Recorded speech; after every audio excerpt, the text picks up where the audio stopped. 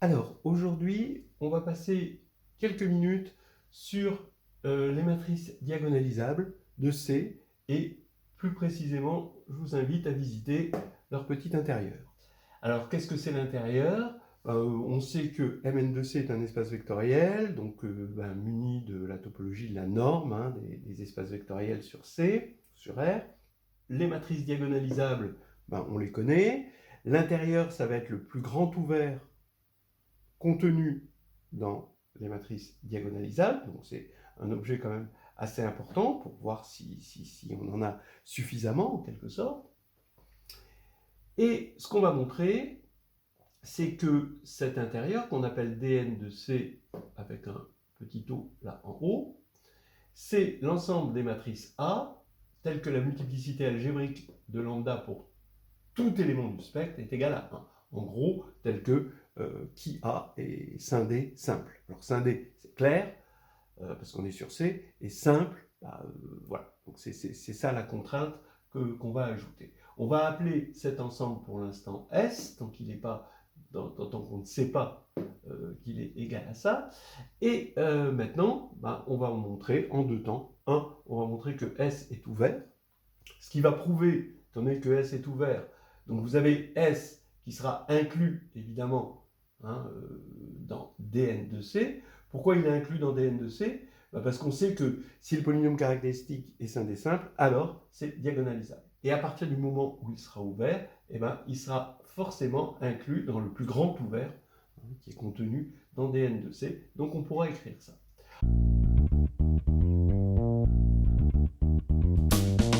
Alors, les choses commencent assez bien, il faut connaître un petit peu le résultat. Regardez A, s'il appartient à S, d'accord? Bon, si et seulement si, par définition, qui A est scindé simple. Et si et seulement si, le PGCD de qui A et qui A' est égal à 1. Bien sûr. Alors ça, pourquoi c'est vrai? Supposons que le PGCD soit différent de 1, différent d'une constante, donc ce serait un polynôme non constant, donc il aurait des racines, puisqu'on est sur C, ce qui fait qu'on aurait des valeurs propres de A, c'est-à-dire des racines de qui A, qui sont aussi racines de qui A'. Donc ça, on sait que ce sont des racines multiples, parce qu'on sait que si on a pour un polynôme P de lambda égale P' de lambda, alors on a multiplicité des racines. Ça vient en gros de la formule de Taylor. Réciproquement, on voit bien que si on a une racine multiple, que je vais appeler lambda, on a x moins lambda qui divise qui a, et x moins lambda qui divise qui a'. Bon, ça, voilà, parce que c'est une racine multiple. Et donc, le PGCD, forcément, il ne peut pas être égal à 1, parce qu'il est divisible par x moins lambda. Voilà.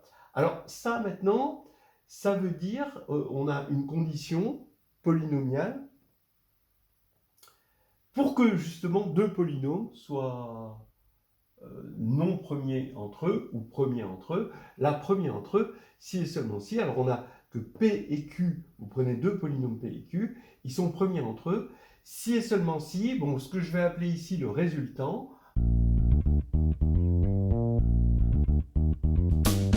Donc pour calculer le résultat, on va le faire de façon très pragmatique.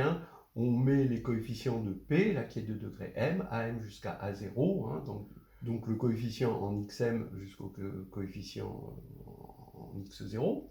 Voilà. Et ensuite, on descend jusqu'à toucher par terre, c'est-à-dire ici, jusqu'à avoir que des zéros ici. Et puis ici, mettre AM jusqu'à A0 sur une matrice qui est de taille n plus m. Voilà. Et on fait pareil pour Q, là qui est de degré n. Là, manifestement, n, je l'ai choisi plus petit que m, mais bon, c'est pareil. Et puis, on descend, voilà, comme ça, avec des zéros. Voilà, on calcule le déterminant de ça. Et le critère, c'est que si ce déterminant est non nul, alors ils sont bien premiers entre eux. Et s'il est nul, alors ils ne sont pas premiers entre eux. Il va y avoir des facteurs communs. Alors, bon, juste pour l'idée de la preuve, ces facteurs communs, on les voit en regardant P sur Q, et est-ce que ça se simplifie? Et est-ce que ça se simplifie? On ramène ça à se demander s'il y a des polynômes U et V de degrés strictement plus petits respectivement de Q et de P, tels que UP plus VQ égale 0. Parce qu'effectivement, ça fera P sur Q, hein, est égal à moins V sur U. Et ça va, et vu le degré, hein, ça va diminuer. Et donc, ça nous fait un endomorphisme, parce que là, à cause pour des raisons de degré, ça va nous faire un endomorphisme, en tout cas quelque chose qu'on peut considérer comme un endomorphisme, qui a au couple polynôme ici U et V, associe UP plus VQ, et on veut voir si c'est un système de Cramer, et donc on en regarde le déterminant. Si c'est un système de Cramer, alors il n'y aura pas de simplification, parce que les deux seules solutions, ce sera 0, 0, ici. Voilà. Et si ce n'est pas un système de Cramer, alors la solution du système égale 0, et ben ça va nous donner des solutions, et donc finalement une simplification de la fraction P sur Q. C'est assez astucieux, c'est assez joli.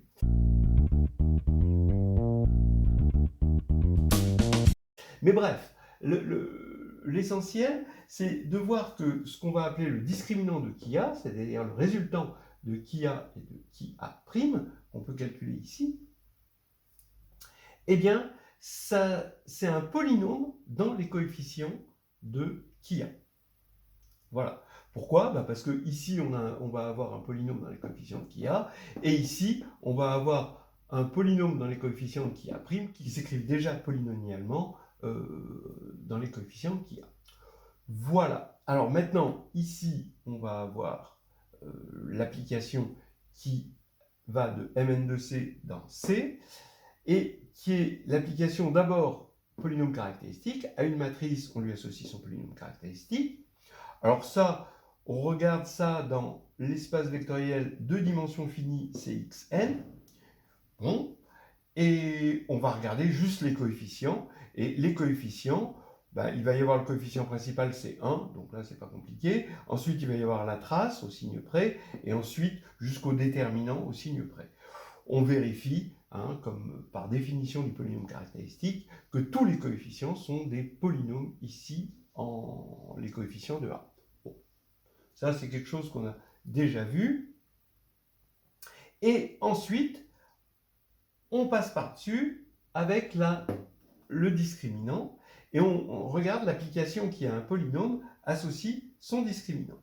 Maintenant, par définition, S, ça va être l'ensemble des matrices, tel que le discriminant du polynôme caractéristique est non nul. C'est-à-dire tel que delta rond qui de A est dans C étoile. Donc S, eh bien, c'est delta rond qui moins 1 de C étoile. C étoile, c'est évidemment un ouvert. Delta rond qui, eh bien, c'est continu parce que c'est polynomial. Et donc, c'est terminé. On a montré déjà que S était ouvert.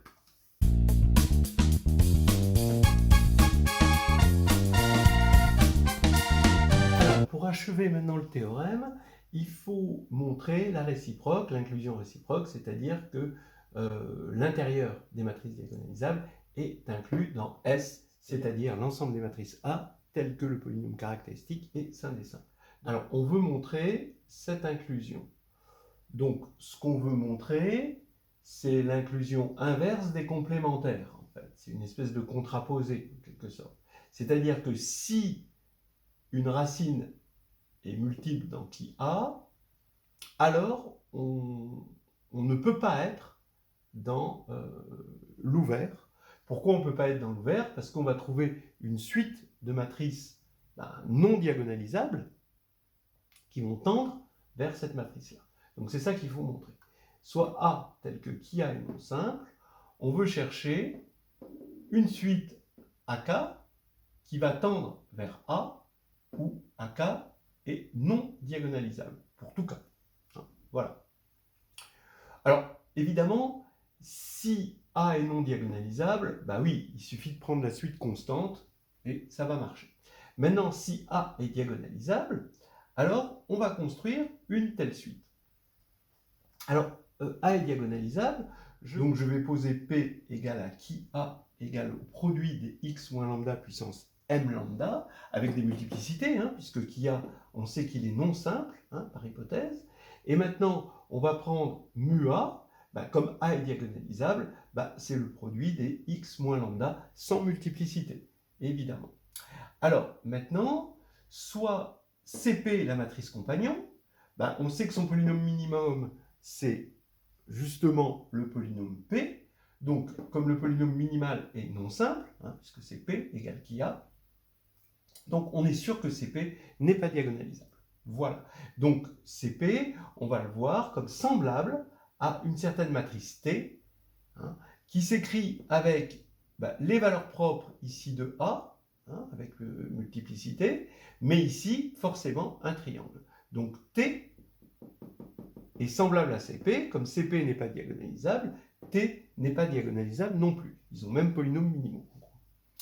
Alors maintenant, voilà, on dégaine pour tout epsilon strictement positif cette matrice 1, epsilon, la matrice diagonale, 1, epsilon, etc., jusqu'à epsilon n-1. Et si ça c'est la matrice compagnon, cette matrice c'est ton ami. C'est une matrice de passage, parce que ça, évidemment, ça va être... Donc epsilon est réel. C'est une matrice de passage. Son déterminant est évidemment non nul. Et quand on va faire Q epsilon-1, T, Q epsilon, donc cette matrice que j'appellerai par la suite T indice epsilon, qu'est-ce que j'ai? Eh bien, comme à gauche, je multiplie par des puissances, mais je multiplie à gauche, mais par des puissances négatives ici, je vais avoir le moins I, parce que c'est à gauche, et à droite, je vais avoir le J ici, epsilon J. Donc ici, je vais avoir epsilon J moins I, où TIJ, ce sont les coefficients de grand T. Bon, alors, ce qui se passe, c'est que TIJ est nul dès que I est strictement supérieur à J. Mais, parce que la matrice est triangulaire supérieure. Et donc, bon, en fait, ça va rester une matrice triangulaire supérieure, évidemment. Mais maintenant, pour la diagonale, ça ne va rien changer. Donc la diagonale, ici, on a J égale I, ça ne va rien changer.